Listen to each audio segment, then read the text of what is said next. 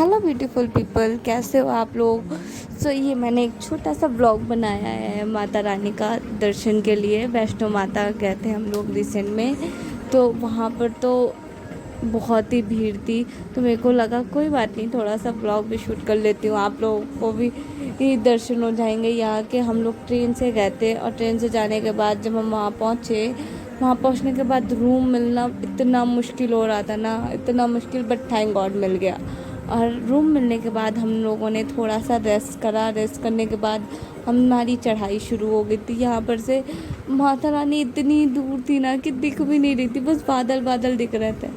हम लोग यहाँ तक चढ़ चुके थे, आधी दूर की चढ़ाई थी हमारी, आधी दूर तक ही हम लोग पहुँचे थे। बीच में एक जगह होती है ना अर्धकुमारी करके, वो मीन्स बीच का होता है, तो हम लोग वहाँ पर जाकर पहुँचे। और लुक एट द व्यू, ये वहाँ से था, मैं आपको बीच से दिखा रही हूँ, वहाँ का व्यू ऐसा था। और अर्धकुमारी पे तो जितने लोग जाते हैं तो वहाँ पे थोड़ा रेस्ट वगैरह करते हैं, वहाँ पे रूम वगैरह की भी सुविधाएं होती हैं, सब रेस्ट करते हैं। माना जाता है कि अर्धकुंवारी पे एक गुफा है, जिस गुफा के अंदर कितना भी मोटा इंसान हो, कितना भी, वो छोटी सी गुफा के अंदर से माता रानी के दर्शन हो ही जाते हैं, उस गुफा से निकल ही जाता है। तो हम लोग भी गए थे वहाँ पर, और लिटरली माता रानी की कृपा से मज़े आ गए। वहाँ से इसका व्यू भी बहुत अच्छा हो रहा था। और अभी मैंने आपको दिखाया ना कितनी भीड़, कितनी भीड़, ऐसी भीड़ लगी हुई है अर्धकुंवारी में भी। और हम रास्ते में आ रहे थे ना, रास्ते में देखते हुए आ रहे थे।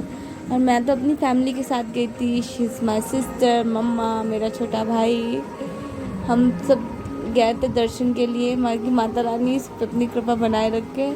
बट लिटरली इतना प्यारा नज़ारा ना मैंने आज तक कहीं नहीं देखा, आज तक। वहाँ से इतना, हाँ चढ़ने में दिक्कत हो रही थी, बट वो दिक्कत क्या यार, थोड़ा दर्शन में क्या ही बोले, माता रानी के दर्शन हो जाए बस। और किसी रात भर हम रुके नहीं, हम यहाँ के दर्शन करके डायरेक्ट ऊपर चढ़ दिए और हम पहुँच भी गए माता रानी के दरबार। अब यहाँ से हम देख रहे थे कि चेंज वगैरह करके, दर्शन वगैरह करके सब हो गया था हमारा। और दर्शन करने के बाद अब कहते हैं कि ऊपर भैरव बाबा का जो मंदिर है, वहाँ से के बिना, दर्शन के बिना आपकी मान्यता पूरी नहीं होती। तो अगर आप वैष्णो माता जा रहे हो तो मैं यही बोलूँगी कि हाँ, वहाँ पर आप ज़रूर से ज़रूर दर्शन करो, ज़रूर से ज़रूर। वैष्णो माता के दर्शन के बाद ऊपर भैरव बाबा का, और वहाँ पे आपके ऊपर डिपेंड करता है, ज़रूरी नहीं कि आप चढ़ के जाओ क्योंकि बहुत खड़ी चढ़ाई है। आप नॉर्मल भी एक ट्रेन होती है ना जो पहुँचा देती है आपको, 5 मिनट में दर्शन करके आपको नीचे माता रानी के पास भेज देगी, नीचे मतलब पहाड़ों में।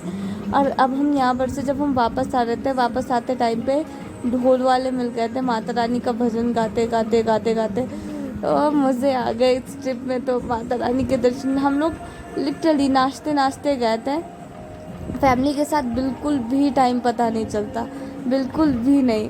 नाचते नाचते आ गए, नाचते नाचते चले गए। आते टाइम पे तो हमने बहुत मज़े कर लिए, जाते टाइम पे भी मज़े थे, बट आते टाइम पे रास्ते भर ढोल बज रहे हैं माता रानी के, सब डांस कर रहे हैं, सब माता रानी का नाम ले लेके घूम रहे हैं, छोटे छोटे बंदे मिल रहे हैं। और यहाँ पर एक जगह भंडारा होता है, वहाँ का भंडारा प्रसाद, ओ भाई इतना अच्छा मैंने नहीं खाया। मैं तो कहूँगी, मेरे को तो जितनी बार बन चले ना उतनी बार जाऊँ मैं। यहाँ इतना प्यारा था ना, इतना प्यारा, मैं सजेस्ट भी करूँगी यार, प्लीज़ जाओ।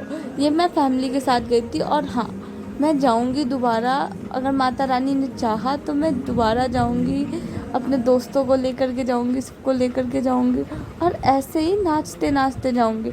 और हाँ, आपको मेन चीज़ तो दिखाना ही भूल गई, जिसके बारे में मैं बता रही थी ना, भैरव बाबा के बारे में। वो इस क्रेन से हम लोग गए थे, हम चढ़ के नहीं, हम क्रेन से गए थे। हम 2 मिनट में ऐसे ही पहुंच गए थे, और पहुंचने के बाद फिर नीचे भी आ गए थे। तो थैंक्स फॉर वॉचिंग, ये था मेरा